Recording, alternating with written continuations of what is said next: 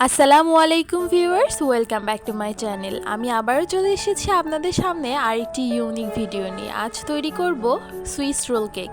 আপনারা যারা আমার চ্যানেলটিতে নতুন ভিডিও দেখছেন তারা অবশ্যই আমার চ্যানেলটিকে সাবস্ক্রাইব করে পাশেই থাকবেন। চলুন আর দেরি না করে রেসিপিটি শুরু করা যাক। প্রথমেই আমি একটি শুকনো চালনিতে নিয়ে নিব হাফ কাপ ময়দা। এরপর দিয়ে দিব 1 টেবিল চামচ কোকো পাউডার। এবার দিয়ে দিব 1 টেবিল চামচ কর্নফ্লাওয়ার।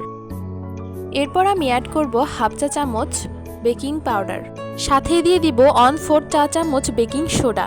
এবার দিয়ে দিব 1 চিমটি লবণ। এবার এই শুকনো উপকরণগুলোকে আমাদের ভালোভাবে চেলে নিতে হবে। চেলে নেওয়ার সময় ছাঁকনির ওপরে কিছু অবশিষ্ট অংশ দেখতে পাবেন, এগুলো আমরা ফেলে দেব না, একটি স্প্যাচুলার সাহায্যে ভালোভাবে চেলে নিব। এবার শুকনো উপকরণগুলো ভালোভাবে মিশিয়ে নেওয়ার পর এক সাইডে রেখে দিব। এবার এটি শুকনো বাটিতে 2টি রুম টেম্পারেচার থাকা ডিম নিয়ে নিব।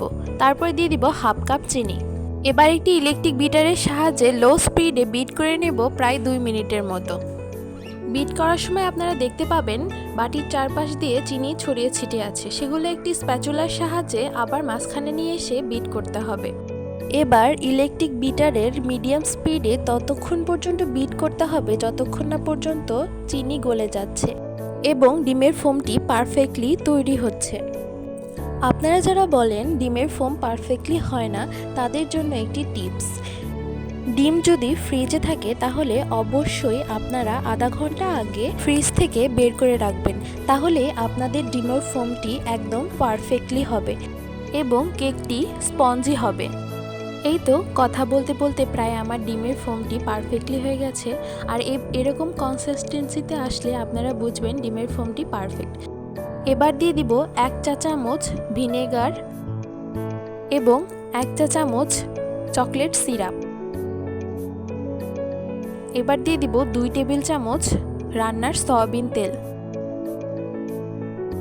এবার ইলেকট্রিক বিটারের লো স্পিডে 10 থেকে 15 সেকেন্ডের মতো আবারও সব কিছু ভালোভাবে বিট করে নিব। মনে রাখতে হবে এর থেকে বেশি সময় ধরে বিট করা যাবে না, তাহলে ডিমের ফোমটি নষ্ট হয়ে যাবে।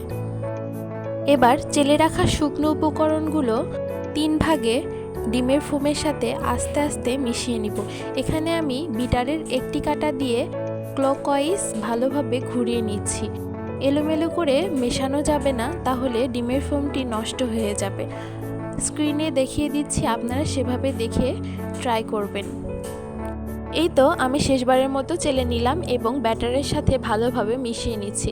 এ পর্যায়ে আপনাদের আরেকটি কথা বলে রাখা ভালো, আপনাদের ডিমের সাইজ যদি ছোট হয়ে থাকে তাহলে আপনারা এরকম লিকুইড দুধ 2 টেবিল চামচ দিয়ে দিতে পারেন, তাহলেই দেখবেন আপনাদের ব্যাটারটি একদম পারফেক্টলি হয়ে গেছে। স্ক্রিনে লক্ষ্য করলেই দেখতে পাবেন আমার কেকের ঘনত্বটা কেমন হয়েছে। এবার আমি একটি মোল্ডে তেল ব্রাশ করে নিয়েছি এবং আমার কেকের ব্যাটারটি ঢেলে দিলাম।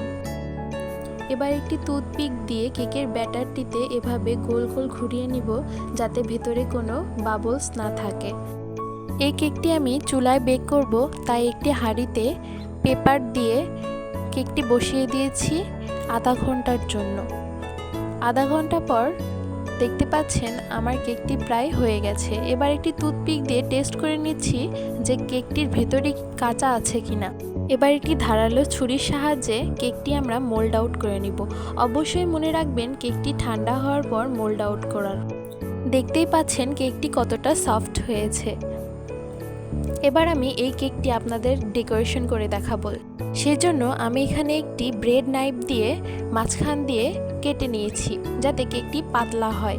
এবার কেকের উপর দিয়ে মিল্ক সিরাপ দিয়ে দিব। মিল্ক সিরাপ আপনারা অবশ্যই দেওয়ার চেষ্টা করবেন, কারণ মিল্ক সিরাপ দিলে কেকটি সফট হয়। এবার দিয়ে দিব হুইপ ক্রিম। আমি আগে থেকেই half cup whip cream bit করে রেখেছিলাম। এবার খুব ভালোভাবে ক্রিমগুলোকে কেকের উপর সুন্দরভাবে ছড়িয়ে দিব, যাতে কোনো ফাঁকা না থাকে। এবার কেকটিকে ভালোভাবে রোল করে নিব। আপনারা স্ক্রিনে দেখতে পাচ্ছেন, সেই অনুযায়ী আস্তে আস্তে কেকটিকে রোল করবেন, যাতে কেকটি ভেঙে না যায়। কেকটি রোল করা হয়ে গেছে। এবার নর্মাল ফ্রিজে এই কেকটি রেখে দিব প্রায় আধা ঘন্টার মতো। আধা ঘন্টা পর কেকটি বের করে নিব এবং পছন্দ মতো স্লাইস করে নিব। এই তো দেখতে পাচ্ছেন আমি আমার পছন্দ মতো কেকগুলো স্লাইস করে নিচ্ছি।